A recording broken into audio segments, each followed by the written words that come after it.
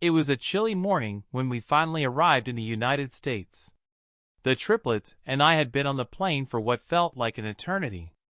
As the plane touched down, Noah, the eldest of the triplets, looked up at me with wide, eager eyes. "Mom, are we all ready?" he asked, his voice filled with excitement. "Yes, honey," I replied, giving him a reassuring smile. I could tell he was nervous, and as much as I tried to comfort him, I couldn't shake the feeling of anxiety in my chest. This was a new chapter for all of us, and I wasn't sure what to expect. I pushed the cart carrying our luggage, and Noah, Gabriel, and Aaron followed closely behind, their small hands gripping the handles of their own little backpacks. "Mom, is Dad here? Will he pick us up?" Gabriel, the second oldest, asked, looking up at me with that familiar hopeful expression. "No, sweetheart.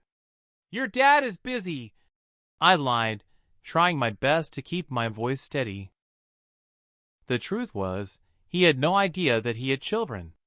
I had kept it from him all these years, unsure of how to approach the subject. "But I really want to see Dad," said Aaron, the youngest of the three, his voice trembling with the innocence of a child who longed for something he could barely understand. I paused for a moment, my heart aching at the thought of their father. "Don't worry, sweetheart. You'll see him soon, and we'll be together." The lie slipped from my lips so easily, but inside, I was broken.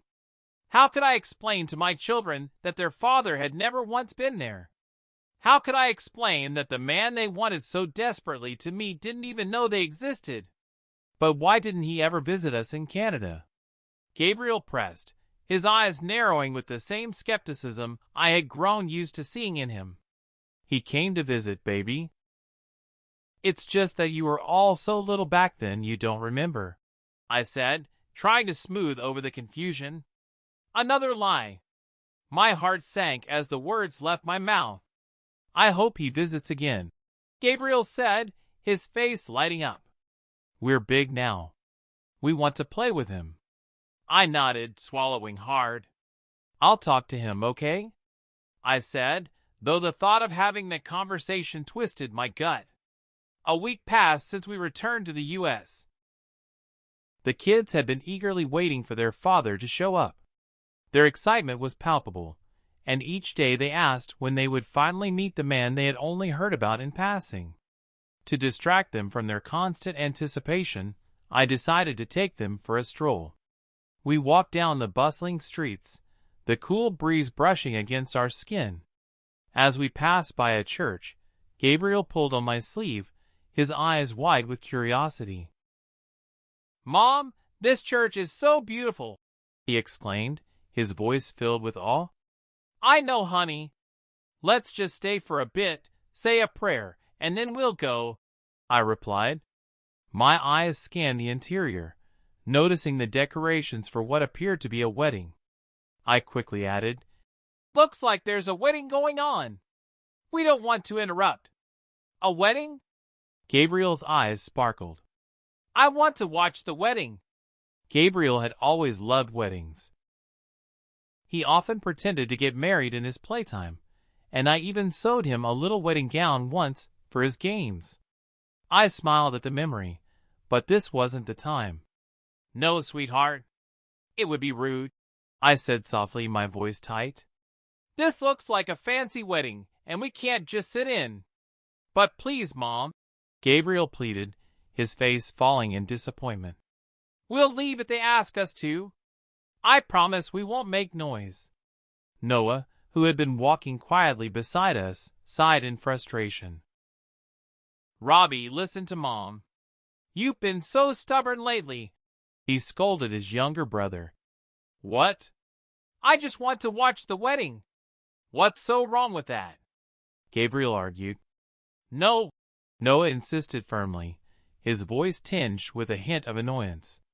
I watched them bicker, their voices rising, as Aaron remained silent, quietly holding my hand, content to just be near me. We stepped inside the church, and as soon as I entered, it felt as though time had stopped. Standing at the altar with a bright smile on his face, was a man I never thought I would see again. It was Ace Gabriel Sanders, the man who had once been my everything, the father of my children. He stood there, waiting for his bride, radiating joy. I felt my heart skip a beat, and before I could stop myself, tears began to stream down my face. The flood of memories hit me all at once. The love we shared, the dreams we had, the promises he made. Now shattered by the reality that I had raised our children alone. I didn't know what possessed me, but before I could stop myself, I marched toward the altar, my heart pounding with rage. "You bastard," I muttered under my breath. "After everything you did to me, you're marrying another woman?" Ace turned to face me, his eyes widening in shock and confusion. I couldn't hold back. "Didn't it ever cross your mind that those nights we shared had consequences?" My voice wavered with fury and heartbreak. A concerned usher approached me, his voice trembling.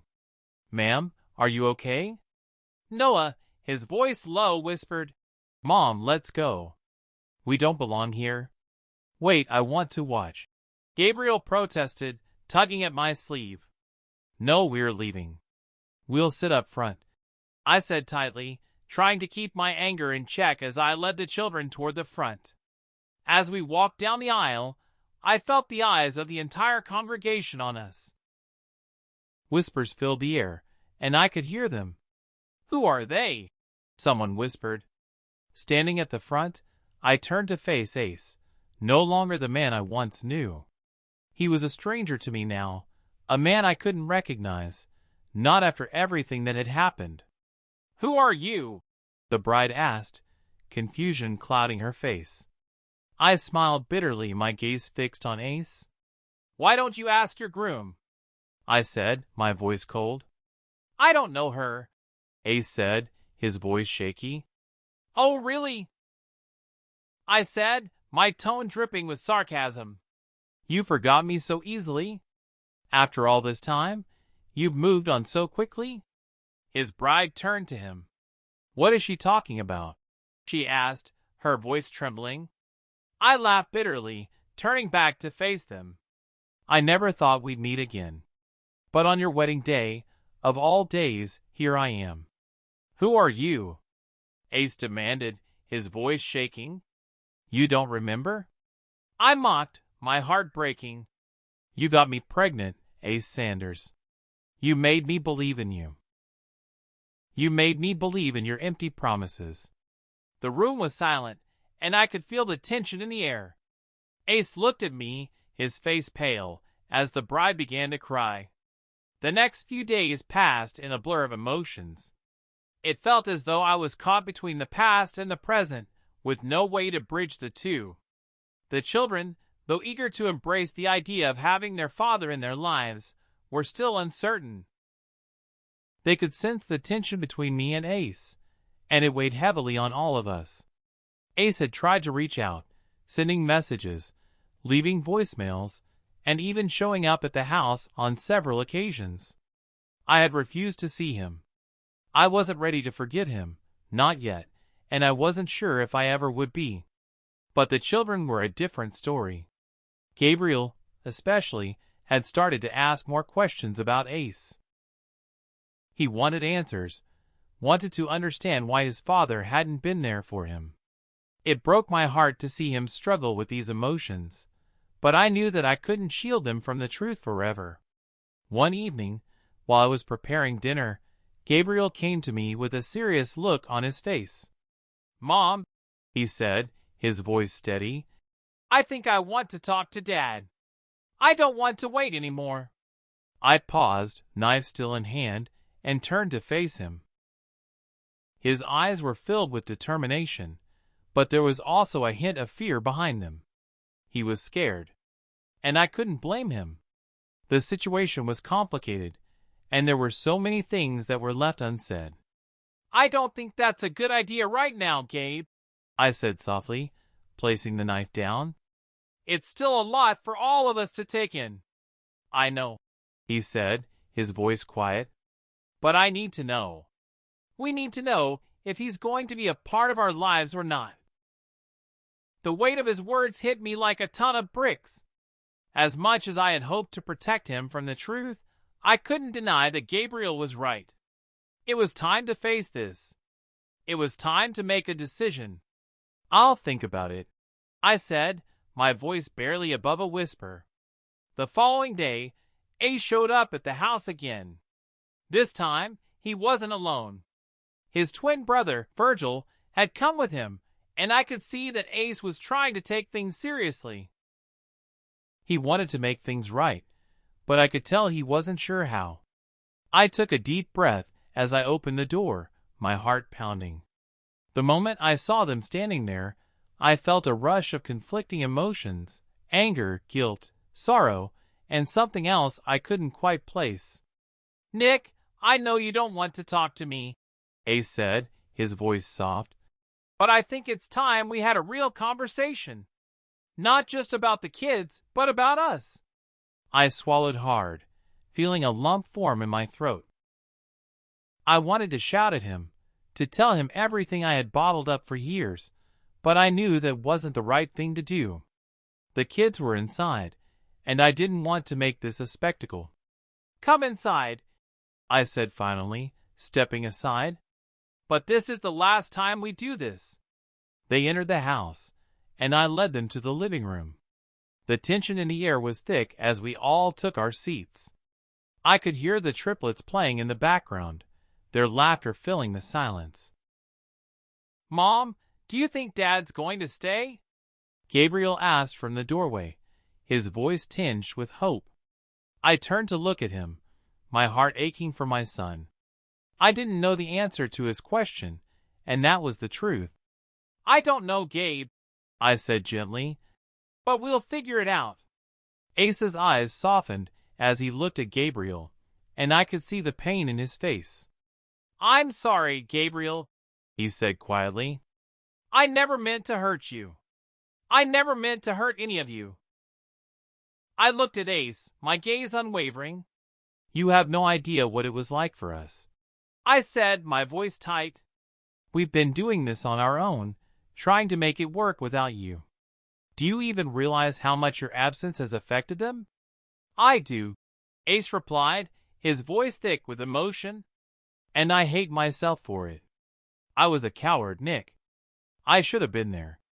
I should have known better, but I didn't. And now I'm here, trying to make things right, even though I know I've hurt you." The sincerity in his voice made my chest tighten. I wanted to hate him, wanted to tell him to leave and never come back. But the truth was, I couldn't do that. Not yet. "You can't just waltz back into our lives and expect everything to be fine," I said quietly, my voice shaky. "There's a lot of damage, Ace. And it's not just about you showing up. It's about trust. It's about what you've done and what you haven't done." "I know," he said softly, "and I'll spend the rest of my life trying to earn your trust. I'll do whatever it takes. I love them, Nick. I love you." I looked away, struggling to keep my emotions in check. Love isn't enough, Ace. It's not enough to fix everything. Not after everything that's happened. The days that followed were filled with uncertainty. Ace made every effort to be there for the kids, but I could see that the damage was done. Gabriel was the most affected, his anger and confusion simmering beneath the surface. He wanted answers, and he wasn't willing to settle for anything less than the truth. Noah, on the other hand, was distant. He kept his emotions guarded, unwilling to let anyone see the hurt he was feeling.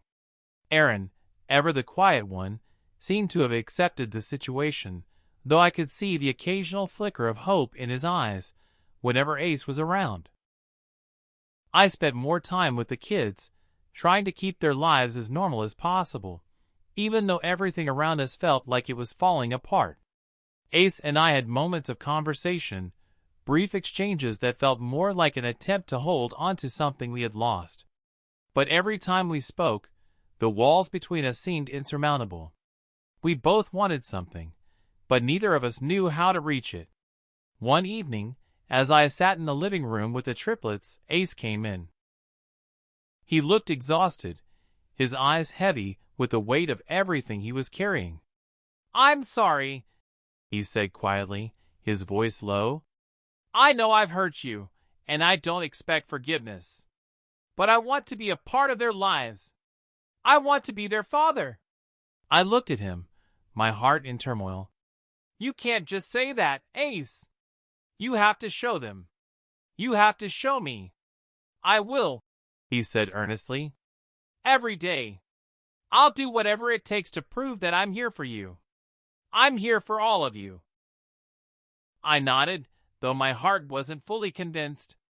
The road ahead was long, and I wasn't sure where it would take us.